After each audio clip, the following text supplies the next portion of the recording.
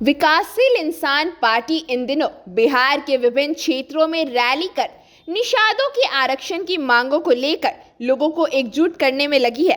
इसी क्रम में वीआईपी सुप्रीमो मुकेश सहनी बुधवार को बोचहां प्रखंड के बाजितपुर मझौली में एक रैली को संबोधित करते हुए निषादों के आरक्षण की मांग को लेकर कहा कि इसके लिए अब शहर की सड़कों से लेकर गांव की पगडंडियों पर वीआईपी के कार्यकर्ता उतरेंगे और सरकार की वास्तविकता से लोगों को अवगत कराएंगे। वीआईपी प्रमुख मुकेश सहनी ने कहा कि आज देश में पैसा और पावर का ही बोलबाला है।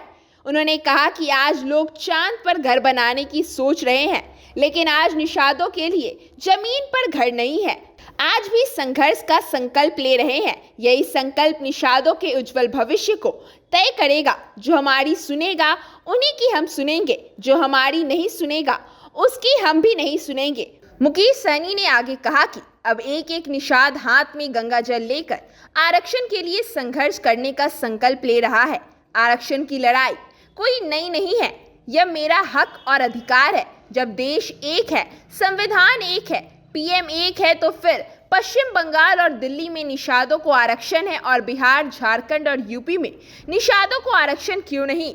हमारी लड़ाई केंद्र सरकार से है कि निषाद समाज को एससी का दर्जा दिया जाए। इसके लिए केंद्र सरकार को सोचना होगा। हमारे पास वही नाव है जिससे हमारे पूर्वज ने भगवान राम को पार लगाया था। जो हमारे नाव पर बैठेंगे वे पार होंगे, नहीं तो डूब जाएंगे। आरक्षण नहीं तो गठबंधन नहीं, गठबंधन नहीं तो वोट नहीं, और वोट नहीं तो दिल्ली का सरकार नहीं। बीच मझधार में हम छोड़ देंगे। श्री सहनी जी ने कहा कि आज निषादों की आबादी 3 करोड़ से अधिक होने के बाद भी एक भी निषाद का बेटा कलेक्टर नहीं बना है। आज अगर आरक्षण होता तो स्थिति ऐसी नहीं होती। इसलिए अगर केंद्र सरकार जब तक निषादों को आरक्षण नहीं देती है तो निषाद समाज इस सरकार को ले डूबेगा।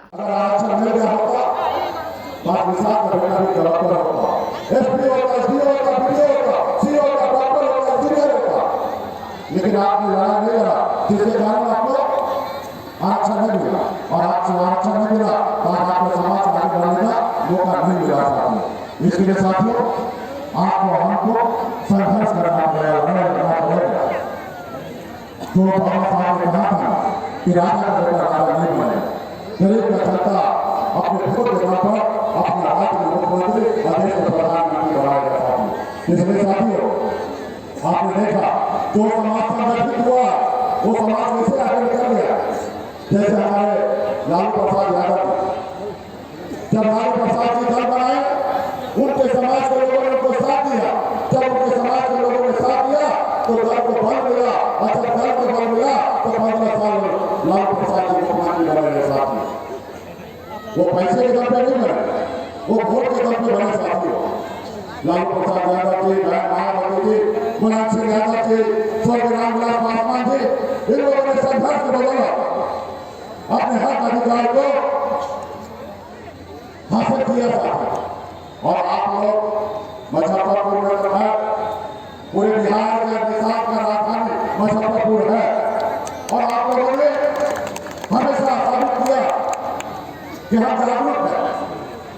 जब बोचहां में आपने देखा कि हम लोगों ने सब मिलकर बहुत संघर्ष किया, 10 साल से लगातार संघर्ष कर रहे हैं, और 10 साल के बाद पहली बार आजाद भारत में पहली बार हिंदुस्तान में निषाद सरकार ने 4 विधायक बनाया।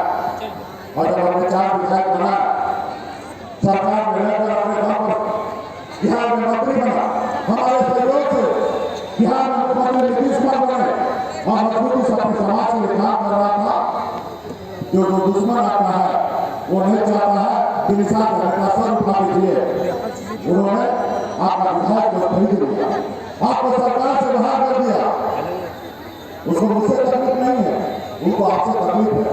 उनको पता है कि बिहार में निषाद सभा जो है वो सोया हुआ शेर है, जिसको ले जब जाएगा वो सब लाल के जैसे अकेले अपने दम पर बिहार में मुख्यमंत्री बना।